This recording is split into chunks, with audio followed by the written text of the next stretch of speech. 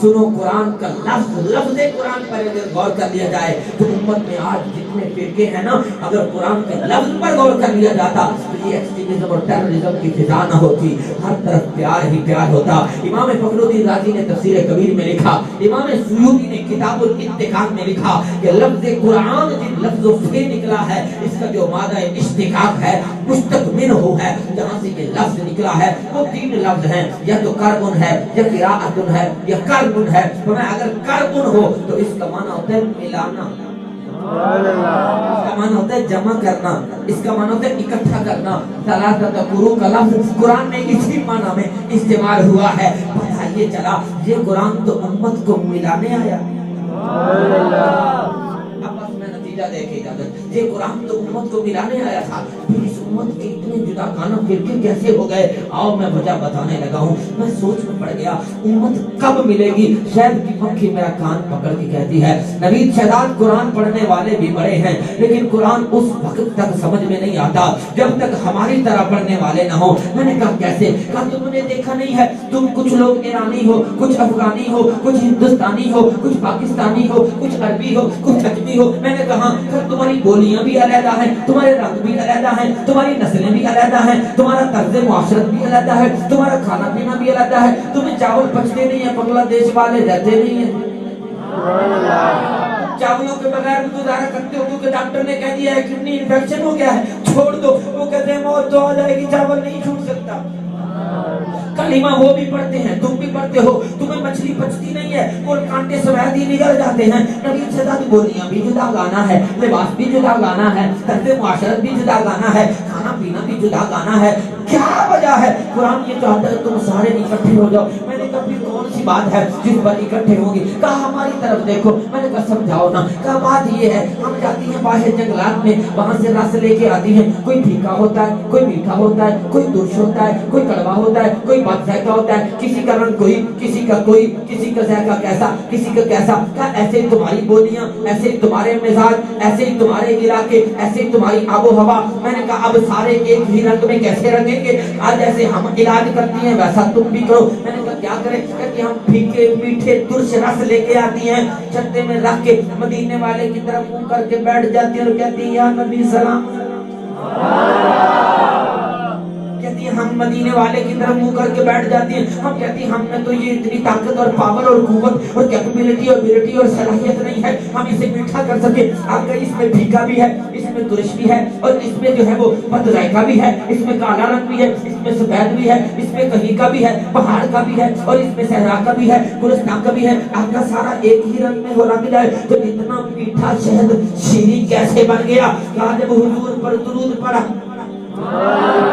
اے امتیوں قرآن تمہیں یہی سکھانا چاہتا ہے، قرآن اسی میں سمجھ میں اسی کی سمجھ میں آئے گا تو تہجد کے وقت مدینے والے کی طرف منہ کر کے بیٹھ جائے گا اور یہ کہتا جائے گا یا نبی سلام علیکہ، یا رسول اللہ تیرے در کی فضاؤں کو سلام۔ تو کہا جو مدینے کی طرف منہ کر کے حضور پر درود و سلام بھیجے گا وہ کسی علاقے کا ہو، کسی خطے کا ہو، کسی رنگ کا ہو، کسی نسل کا ہو، افغانستان کا ہو، چچنیا، بوسنیا، ایران، برما، پیلسٹائن اور کشمیر کا ہو، وہ جس خطے کا بھی ہوگا، جب محمد کا نام آ جائے سر ادب سے جھک جائے، سمجھ لینا امت کو ملانے۔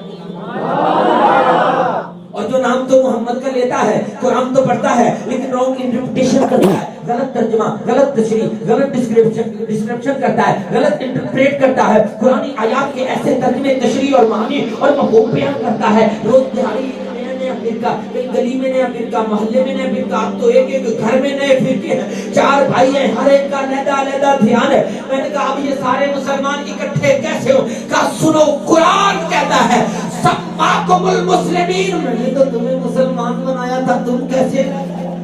اب یہی قرآن سبق دینا چاہتا ہے کہ وہی قرآن کا سچا پیروکار ہے جو صاحب قرآن کا فرمانبردار ہے، جو ان کا غدار نہیں۔ اگر گناہگار بھی ہے تو نہ گھبرائے۔ حضور کی بارگاہ میں صحابی آئے تھے، شراب پی تو صحابی نے حضرت عمر کو جلال آ گیا، کہا روز تو شراب پی کے آ جاتا ہے، آقا کے چہرے کا جلال نہیں دیکھتا، یہاں پر لعنت ہو۔ سرکار نے فرمایا خبردار عمر لا تلعن ہو، اس میں لعنت نہ کرنا، فإنه يحب الله ورسوله، اگرچہ گناہگار ہے پر میں یہ کہتا ہوں اسے اللہ اور اس کے رسول سے بڑا پیار ہے۔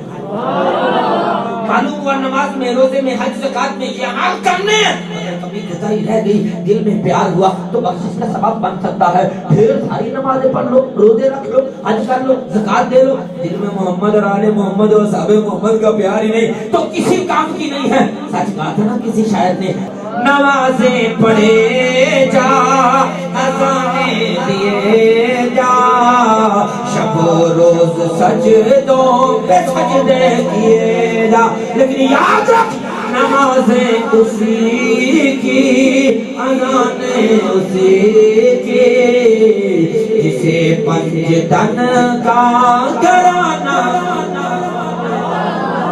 अगर आप ये चाहते हैं उम्मत मुस्लिमा फिर से रिवाइवल की तरफ जाए, नशत सानियों की तरफ जाए, उरूज की तरफ जाए, तो आपस में नफरतें खत्म करो, फिरकाबाजियां छोड़ दो, बस कुरान को समझो, साहिब कुरान से ताल्लुक को महफूज करो, अपने दिलों में एक ऐसी आग जलाओ जो दोज़ख की आग को भी बुझा। बस वही आग पे एक हदीस जो मैंने पहले शुरू में वादा किया था, मुस्लिम शरीफ की सुना के इजाजत चाहूंगा। अहमद रिजा कहते हैं वो ऐसी कायनात में एक वाहिद आग है जो दुनिया जहान की आग तो क्या दोज़ख की आग को भी बुझा सकती है। मैं बड़ा सोचा कायनात में मैंने कोई एक आग नजर नहीं आई जिहड़ी बलदी पई होवे, ओदे उत्ते दो तांबी आग दे और सुटो वो बुझ जाए। अहमद रिजा कहता है नहीं नहीं एक आग ऐसी है। मैंने कहा वो कौन सी है? कहता है ए इश्क तेरे सदके। ये मिलाद की महफिल का मकसद यही होता है उम्मतियों के दिल में हुजूर की मोहब्बत की आग तड़प ये कोशिश पैदा की जाए ताकि वो हुजूर का फरमान समझे, कुरान समझे, अहादीस समझे, उन पे अमल करने की कोशिश करें। अहमद रिजा कहता है ए इश्क तेरे सदके जलने से छुटे सस्ते, जो आग बुझा देगी वो आग लगाए। इमाम मुस्लिम ने हदीस पाक में लिखा है नबी पाक सल्लल्लाहु अलैहि वसल्लम ने इरशाद फरमाया, मफ़हूम हदीस है काफिर और मुनाफिक जब दोज़ख में जाएगा उसे ऐसा अज़ाब दिया जाएगा ना उसे दोज़ख में जिंदगी मिलेगी ना मौत मिलेगी। कुल्लमा नदिजत जब जब उसकी जिल्द पिघलेगी बदलनाहुम जुलूदा, रब फरमाता है हम फिर उसे जिल्द देंगे, ना उन्हें मौत आनी है जहन्नम में ना जिंदगी मिलनी है, क्योंकि मौत भी एक तरह की राहत और सुकून और रुकना और ठहरना होता है। रब अगर नहीं है ना कि अज़ाब को स्टॉप नहीं करना, अज़ाब कंटिन्यूअसली विदाउट एनी ब्रेक चलता रहना चाहिए, पर मैं जिंदगी भी नहीं मिलनी क्योंकि जिंदगी भी एक तरह की राहत होती है। तो मैं उन्होंने बार बार अज़ाब मिलेगा, लेकिन मैं अगर मेरे महबूब का कोई उम्मती गुनाहगार हुआ दोज़ख में चला गया, आका फरमाते हैं रब जिसे चाहे, हर किसी को नहीं, जिसे चाहे अपने फजल से दोज़ख में रख कर उस पर मौत तारी कर देगा। मौत की दो किस्में होती हैं, एक मौत आदी होती है, एक मौत हकीकी, जो मैंने बिंबर में आपको सुनाई थी। बस मैं एक जुमला देके इजाजत चाहता हूँ। यानी मौत आदी क्या होती है? नेचुरल मौत, तब angel of death Hazrat Israel आते हैं, रूह निकाल के ले जाते हैं, ये आदतन मौत है, जबकि हकीकतन जिंदगी जिस्म में उस वक्त भी मौजूद होती है। पागल नहीं तुझे कहते हैं तो जिंदा है वल्लाह।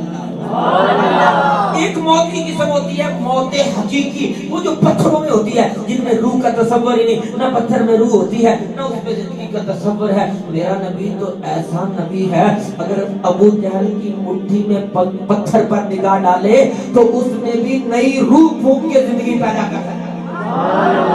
वो कितना जिंदा होगा अब जरा समझिएगा। अब ये मौतें हकीकी पत्थर में होती है और मौतें आदि इंसानों और जानवरों हैवानों में होती है। अब जरा समझिएगा, अब जब मौतें हकीकी बंदा मोमिन अगर दोज़ख में गया तो अब उस पर अजाब नहीं बल्कि इताब होगा। इताब कहते हैं प्यार की झिड़की को, यानी उसे दोज़ख में रखा जाएगा, उसे कोयला बना दिया जाएगा, ऐसा कोयला जो पत्थर जैसा है, पड़ा तो दोज़ख में है लेकिन आग का एहसास ही नहीं।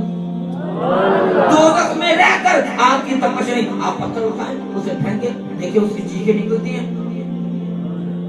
नहीं समझे?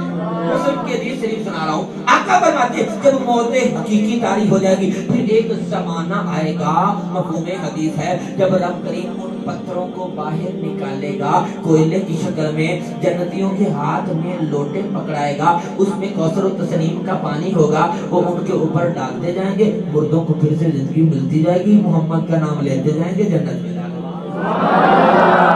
इमाम कुतुबी ने 650 साल बाद पहली मर्तबा इस हदीस की जब इंटरप्रिटेशन की, आपने लिखा लोगों तुमने समझा नहीं है कि मोमिन को अगर दोज़ख में भेजा गया है तो दोज़ख में रखकर अगर दोज़ख के अज़ाब से बचाया है तो रब ने डायरेक्ट जन्नत में क्यों नहीं भेज दिया? नहीं समझे, नहीं समझे। अभी तो आपको हुजूर का मुकाम समझाने लगा हूं। अहमदुल्लाह कोई कमला सी जिन्हें कि असी आज ले उनकी पनाह, आज ले उनकी पनाह, आज मदद मांग उनसे, फिर ना मानेंगे कयामत में अगर मान गया। इमाम कुर्तुबी कहते हैं तुम समझे नहीं, अगर रब ने दोजख में भेज के अजाब ही नहीं देना था तो सीधा जन्नत में ही भेज देता। कहते जी सवाल भी तुझसे किया थे, जवाब भी आप पे ही दसते हो, सब तो सवाल ही नहीं सी आया सारी उम्र। मैंने कहा गल ले आ, अजाब होता है काफिर ते मुनाफिक ते मोमिन जो होती है प्यार दी चिड़की। जितना अरसा रब ने दोजख विच रखना है ना, ओना अरसा बस जन्नत दियां नेमतां तू महरूम रखना है। जे इंज समझ ना आवे इंज समझ लो, साडे अब्बा आदम ते साडी अम्मा हवा जन्नत विच रहंदे सन। रब ने ला तकरबा, इसके करीब ना जाना नहीं है, तंजीही है। रब में दे नेड़े भी नहीं जाना। आदम रब्बो फगवा वाला मामला हो गया, जो भी मामला था रब मैं चलो भी नीचे आ जाओ, दुनिया में रहो। मैंने कहा मौला ये दुनिया तो अब दुनिया सिजनुल लिल मुमिन, ये तो मोमिन के लिए कैद खाना है। आवाज़ कुदरत आई नबी चला, तेरे लिए कैद है, तेरे अब्बा और अम्मा के लिए एक क्लास है। नहीं समझे यार, वो जेलों में भी तो एक क्लास के कमरे होते हैं ना, जिसमें हर किस्म की सहूलत मौजूद होती है। बंदा बज़ाहिर जेल में होता है, लगता है जैसे जन्नत में रह रहा। कहा तुम्हारे अब्बा और अम्मा अब्बा को इस दुनिया में भेजा, थोड़ा सा वक्त गुजरा, जब वो वक्त गुजर गया आखिरी बात क्या तुम्हारे अब्बा और अम्मा को जब हमने जन्नत से वापस जमीन में भेजा, जितना अरसा ये दुनिया में रहे, फिर हमने इनकी रूह निकाली, आला इल्लीशीन नूर की कंदीलों में पहुंचाया, इनको फिर से जन्नत में भेज दिया। इसी तरह बिला तशबीह मिसाल तुम जब तक दोज़ख में रहोगे बस उतना अरसा जन्नत की नेमतों से महरूम रहोगे। मैंने कहा मौला इसमें कोई हमारा कमाल है? कहा खाक तुझ में कमाल है, खाक तुझ में कमाल रखा है। मैंने कहा मौला फिर तूने कैसे हमें इस तरह हम पे रहमत का पर्दा डाल रखा है? कहा तुमने जो एक बार क्या दिया था, ला इलाहा इल्लल्लाह मुहम्मद, तेरी जुबान पे मेरे महबूब का नाम आ गया था, अब वो ज़बान दोज़ख में जाके जलेगी। अब मैं आखिरी जुमला देने लगा, वो मोमिन जो एक बार कलिमा पढ़ ले लेकिन वो उसके सही हुकूक पूरे अगर नहीं कर सका, अगर उसकी ये शान है तो वो अबू बकर जिसने सारी उम्र हुजूर के पीछे नमाज़ें पढ़ी, वो उमर फारूक आज़म जिसने 24 लाख मुरब्बा मील पर बैठकर हुजूर की उम्मत को, सारी दुनिया के लोगों को अपने घर से अपने सदके से लंगर खिलाया है, रोटी खिलाई है, वो उस्मान जिसके लिए हुजूर ये दुआ करे हैं अल्लाह मैं इससे राजी हूं, तू भी इससे राजी। वो अली जिसे हुजूर ने हुजूर खुद फरमाए कि जन्नत में सबसे पहले मेरे बाद तूने जाना है, तेरे पीछे फातिमा, फातिमा के पीछे हसन और हसन के पीछे हुसैन हो गए। और अली पूछ रहे तो मुहिब्बूना मौला असी तो जन्नत में चले गए, या रसूल अल्लाह हम जन्नत में चले गए तो हमसे प्यार करने वाले कब जाएंगे? सरकार फरमाया अली घबराने की जरूरत नहीं, आगे आगे तुम हिमवराए तुमसे प्यार करने वाले तुम्हारे पीछे पीछे जन्नत में गए। अब अगर वो लोग कि जो नमाज भी पढ़े, रोजा भी रखे, हज भी करे, ज़कात भी दे, हुजूर की आल से प्यार भी करें, असहाब का अदब भी करें, वो क्यों न कहे अहले सुन्नत का है बेड़ा पार?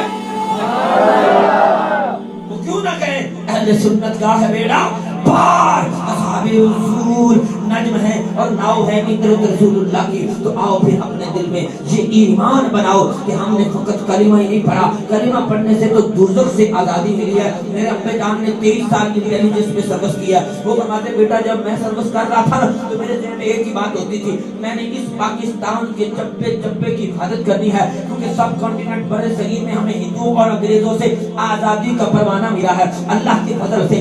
अगर हमने इसकी हिफाजत न की अपने करैक्टर से, अपने किरदार से, अपनी सलाहियतों से, तो ये आजादी फिर से गुलामी में बदल सकती है। कहा बेटा फिर मैंने ये सोचा कि ये तो छोटी आजादी है, वो जो अल्लाह ने कलिमा पढ़ने के बाद हमें दोज़ख से आजादी का परवाना दिया है, मैं अपने बेटे के सर पे फौज वाली टोपी नहीं मिंबर रसूल पर बिठाकर ये ताज इमामे का रखूंगा, ताकि जैसे मैं लोगों के पाकिस्तान की हिफाजत करता रहा, ये हुजूर की उम्मत के ईमान की हिफाजत करे और फी सबिलिल्लाह करे, ताकि के जमाने वाले कहीं फिर से उसी गुलामी की जंजीर में न बंध जाए, जिससे कलीमा पढ़ के आजाद हुए। कहा बेटा याद रखना, जैसे मैंने पाकिस्तान की हिफाजत की, उससे बढ़कर तो लोगों के ईमान की हिफाजत है। तू उन्हें कुरान सुना सुना कर, हजूर की अजमतें और नातें और हदीसें सुना सुना कर उनके ईमान की कोशिश करना, अल्लाह हिफाजत की कोशिश करना, अल्लाह उनके सदके से तेरी भी बिगड़ी बना देगा। और फिर उम्मत मुसलमान को चाहिए अपने दिल में वो तड़प पैदा करे जो अबू बकर के दिल में थी। सरकार सल्लल्लाहु अलैहि वसल्लम ने फरमाया, मा फाका अबू बकर बिकथरति सलात व सियाम वलाकिन बिशैइन मुकिर फी कल्बिही। ऐ जमाने भर के लोगों, मैं ऐलान कर रहा हूं, लबितो नहीं मानो अबी बकर बाद जमी उम्मती लराजहा व फी रिवायत लरुचिहा बिहिम। हजूर ने फरमाया, हुक्म सलाम फरमाया, एक पलड़े में अगर अबू बकर का ईमान हो, दूसरे पलड़े में उमर से लेकर इमाम महदी तक पूरी उम्मत का ईमान हो, और वजन किया जाए, अबू बकर के ईमान का वजन बढ़ जाएगा। क्या बात है, अबू बकर का ईमान कितना वजनी है। आका ने फरमाया, अबू बकर के दिल में एक शय है, और वो ये है, अबू बकर ये चाहते हैं कि आका मैं ये चाहता हूँ जैसे आप हरीसन अलैकुम अपनी उम्मत पर हरीस हैं कि कहीं ये दोबारा दोज़खी न बन जाए। जिसने कलिमा पढ़ा है वो अपने कलमे की हिफाजत कर ले। तो आका मैं भी ये चाहता हूँ कि आपकी सारी उम्मत बगैर हिसाबो किताब ही जन्नत में चले जाए। तो सरकार ने फरमाया, अबू बकर के दिल में ये तड़प है। जिस उम्मती के दिल में ये तड़प होगी, अगर बाप ये चाहे कि मेरी औलाद जहन्नम से बच जाए, अगर उस्ताद ये चाहे कि मेरे शागिर्द जहन्नम से बच जाएं, अगर इमाम ये चाहे कि मेरे मुक्तदी जहन्नम से बच जाएं, अगर टीचर ये चाहे कि मेरे स्टूडेंट्स जहन्नम से बच जाएं, अगर खतीब ये चाहे कि मेरे ऑडियंस जहन्नम से बच जाए, अगर शौहर ये चाहे कि मेरी बीवी जहन्नम से बच जाए, अगर माँ बाप ये चाहे कि हमारे खानदान कबीले वाले जहन्नम से बच जाएं, वो तो बचेंगे ही बचेंगे। आका मेरी बात बन गई है तेरी बात करते करते।